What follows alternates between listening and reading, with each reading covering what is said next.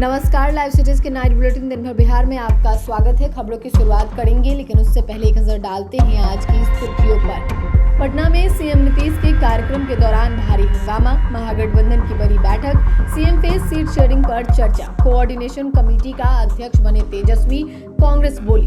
बिहार विधानसभा चुनाव को लेकर मुकेश सहनी का बड़ा बयान, महागठबंधन की बैठक पर नित्यानंद राय बोले, राजद कांग्रेस में कुश्ती, कोसी सीमांचल में कांग्रेस को अधिक सीट मिलनी चाहिए, बोले सांसद पप्पू यादव। भूमिहीन गरीब परिवार के लिए नीतीश सरकार का बड़ा ऐलान, कोर्ट में सरेंडर के बाद रीतलाल 14 दिन के न्यायिक हिरासत में पहुंचे बेऊर जेल। विजिलेंस का सहायक बंदोबस्त के 4 ठिकानों पर छापा। बिहार में भारी बारिश के साथ आंधी और वज्रपात का अलर्ट। अब खबरें विस्तार से। पटना के बहादुरपुर हाउसिंग कॉलोनी में मुख्यमंत्री नीतीश कुमार के कार्यक्रम के दौरान जमीन विवाद को लेकर स्थानीय लोगों ने हंगामा किया।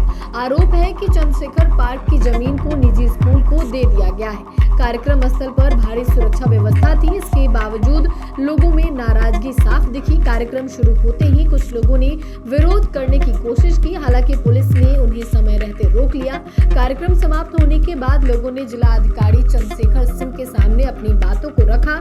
इस पर जिलाधिकारी ने कहा कि जमीन को हाईकोर्ट के निर्देश के तहत निजी शिक्षण संस्थान को आवंटित किया गया है। शुरुआत में स्थानीय लोगों ने ही पार्क को लेकर कोर्ट में याचिका दायर की थी, जिसके बाद कोर्ट ने शैक्षणिक उपयोग की इजाजत दी थी। दरअसल पूर्व पीएम चंद्रशेखर सिंह की जयंती पर कंकरबाग स्थित बहादुरपुर हाउसिंग कॉलोनी में राजकीय समारोह का आयोजन किया गया था। इस मौके पर सीएम के साथ डिप्टी सीएम सम्राट चौधरी, विधानसभा अध्यक्ष नंदकिशोर यादव भी मौजूद थे।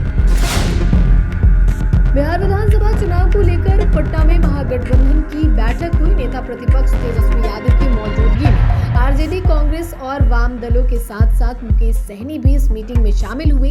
इससे पहले दिल्ली में तेजस्वी यादव ने राहुल गांधी और मल्लिकार्जुन खड़गे से मिले थे। मीटिंग में आरजेडी से तेजस्वी यादव, संजय यादव, अब्दुल बारी सिद्दीकी, कांग्रेस के प्रदेश अध्यक्ष राजेश राम, प्रभारी कृष्णा अल्लावरू, पूर्व प्रदेश अध्यक्ष मदन मोहन झा, वीआईपी से पार्टी अध्यक्ष मुकेश सहनी, देवज्योति, सीपीआई के केडी यादव, सीपीआई-एम से अजय कुमार, सीपीआई-एमएल से राज्य सचिव कुणाल रही।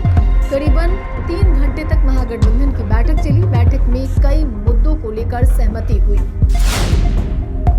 तेजस्वी यादव को कोऑर्डिनेशन कमेटी का अध्यक्ष चुन लिया गया है। ये कमेटियां समय समय पर आपस में बैठक कर काम करेंगे और अपने एजेंडे को एकजुटता से आगे बढ़ाएंगी। कांग्रेस प्रभारी कृष्णा अल्लावरू ने सीएम फेस पर सीधे तौर पे कोई जवाब नहीं दिया, लेकिन यह जरूर स्पष्ट कर दिया है कि तेजस्वी ही महागठबंधन को लीड करेंगे। सीएम फेस पर कोई कंफ्यूजन नहीं है। उन्होंने कहा है कि एनडीए में सीएम फेस को लेकर भारी कंफ्यूजन है। वहीं सीएम फेस पर तेजस्वी से सवाल पूछा गया तो उन्होंने कहा कि सभी बातों पर सहमति बन चुकी है, थोड़ा इंतजार का मजा लीजिए, एक ही दिन में सब बता दे क्या। पशुपति पारस के महागठबंधन में शामिल होने के सवाल पर तेजस्वी ने कहा कि आने वाली बैठक में इसके बारे में निर्णय लिया जाएगा। मुकेश सहनी ने कहा कि 2024 के लोकसभा चुनाव से पहले उनको खुश करने के लिए बीजेपी सरकार ने Y+ कैटेगरी की सुरक्षा दी थी। गठबंधन में कई सीट ऑफर की गई थी। उन्होंने कहा कि भाजपा उनकी पार्टी को कमजोर करने के लिए तरह तरह की रणनीति बना रही है। सहनी ने कहा कि वो मजबूती से संघर्ष करना चाहते हैं, नहीं तो 2019 और 2024 में सत्ता के साथ रहते। मुकेश सहनी ने कहा कि अगर 2020 के विधानसभा चुनाव में वो साथ नहीं रहते तो नीतीश कुमार की सरकार नहीं बन पाती। सहनी ने कहा कि अब तेजस्वी यादव के नेतृत्व में महागठबंधन की सरकार बनेगी और उनकी पार्टी का डिप्टी सीएम होगा। महागठबंधन की बैठक पर नित्यानंद राय ने कहा कि राजद और कांग्रेस में कुश्ती चल रही है। तेजस्वी घोर भ्रष्टाचारी और परिवारवादी विचारों का नेतृत्व कर रहे हैं। वहीं कन्हैया कुमार, जिन्हें कांग्रेस आगे बढ़ाने की कोशिश में लगी है, वो भारत तेरे टुकड़े होंगे गैंग के सरदार हैं। अब जनता सबको नकार कर एनडीए को चुन चुकी है, कहाँ कोई गुंजाइश बची है। वहीं बीजेपी प्रदेश अध्यक्ष ने कहा कि मरता क्या नहीं करता। आज इनको लग रहा है कि बिहार के विकास को लेकर अब कुछ नहीं बोल सकते हैं, अब दुष्प्रचार कर रणनीति तैयार करेंगे। आज लोग इकट्ठा इसलिए हो रहे हैं क्योंकि उनकी नाव डूबने वाली है। पूर्णिया के निर्दलीय सांसद और कांग्रेस नेता पप्पू यादव ने बड़ी मांग रख दी है। पप्पू यादव ने कहा है कि कोसी और सीमांचल क्षेत्र में कांग्रेस को ज्यादा सीटें मिलनी चाहिए। पप्पू यादव ने संवाददाताओं से बातचीत में कहा कि कोसी सीमांचल का राजनीतिक परिदृश्य ऐसा है कि यहाँ बिना जाति धर्म की राजनीति होती है जो कांग्रेस की होती है। लोग यहाँ विकास, सामाजिक न्याय और स्थिरता को प्राथमिकता देते हैं। इस विचारधारा में कांग्रेस बिल्कुल फिट बैठती है। इसलिए सीमांचल कोसी में अधिक सीट कांग्रेस को मिलनी चाहिए ताकि हम एनडीए को सीमांचल कोसी में हरा सके। पप्पू यादव ने कहा कि अगर एनडीए को कोसी सीमांचल में हराना है तो कांग्रेस को यहां अधिक सीटें मिलनी चाहिए। बिहार में भूमि सुधार एवं राजस्व मंत्री संजय सरावगी ने कहा कि पूरे बिहार में अभियान बसेरा 2 चल रहा है। इसके तहत दलित, महादलित, पिछड़ा, अति पिछड़ा समाज के जो लोग हैं और उनके पास जमीन नहीं है तो उन्हें जमीन उपलब्ध कराना है। उन्होंने कहा कि सरकार ने एक नया प्रावधान भी लाया गया है।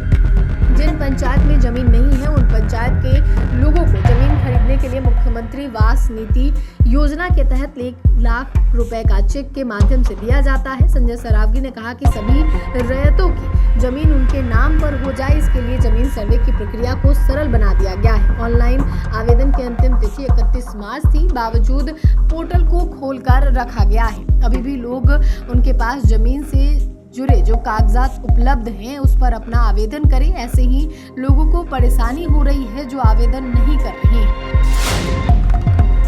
राजद नेता रीतलाल यादव ने दानापुर कोर्ट में सरेंडर कर दिया है। कोर्ट में सरेंडर के बाद पटना पुलिस रीतलाल यादव को पटना के बेउर जेल ले गई। राजद विधायक 14 दिन के न्यायिक हिरासत में बेउर जेल में रहेंगे। बता दें कि 50 लाख रुपए की रंगदारी मांगने और जान से मारने की धमकी देने के मामले में नामजद आरोपी रीतलाल यादव ने कोर्ट में आत्मसमर्पण किया है। उनके साथ उनके समर्थक चीकू यादव, पिंकू यादव और श्रवण यादव ने भी कोर्ट में आत्मसमर्पण किया है। राजद विधायक ने कोर्ट में प्रशासन पे गंभीर आरोप लगाया है। उन्होंने कहा है कि प्रशासन उनको जान से मारना चाहती है। रंगदारी और धमकी देने के मामले में नामजद किए गए राजद विधायक रीतलाल यादव ने खुद पर लगे आरोपों को साजिश करार दिया है। उन्होंने साफ कहा है कि पूरा मामला जमीन विवाद से जुड़ा है और उन्हें बेवजह फंसाया जा रहा है। पूर्णिया में निगरानी ब्यूरो ने एक और भ्रष्ट अधिकारी के ठिकानों पर छापेमारी की है। जानकारी के अनुसार पूर्णिया के सहायक बंदोबस्त पदाधिकारी मुकुल कुमार झा के पूर्णिया कार्यालय सरकारी आवास के साथ साथ पटना तथा भागलपुर स्थित उनके आवास पर तलाशी ली। आय से अधिक संपत्ति केस में यह कार्रवाई की गई। जानकारी के मुताबिक पटना हाईकोर्ट के आदेश पर मुकुल कुमार झा के खिलाफ निगरानी विभाग ने यह केस दर्ज किया था। उस समय मुकुल झा वैशाली में सीओ थे। उनके खिलाफ आय से अधिक संपत्ति की शिकायत की गई थी। आकलन के अनुसार उनके पास आय से ज्ञात स्रोतों से 56 लाख अधिक होने की शिकायत की गई थी। तीनों ठिकानों पर छापेमारी हुई। 20 अप्रैल से मौसम के बदलने के आसार नहीं है। अप्रैल के महीने में एक और भीषण गर्मी ने लोगों को बेहाल किया हुआ है तो वहीं दूसरी ओर आंधी पानी और वज्रपात भी कहर बरपा रहे हैं। आईएमडी के मुताबिक दक्षिणी बिहार में 20 अप्रैल तक तेज हवाओं के साथ बारिश की स्थिति बनी रहेगी। कुछ स्थानों पर भारी बारिश होने की भी संभावना जताई गई है। मौसम विभाग के अनुसार अगले 48 घंटों तक पूरे राज्य में वज्रपात और तेज हवाओं का खतरा बना रहेगा। वैज्ञानिकों ने लोगों को पेड़ों या बिजली के खंभों के नीचे खड़े न होने की सलाह दी है। किसानों से भी आग्रह किया गया है कि मेघ गर्जन के समय खेतों में काम न करें।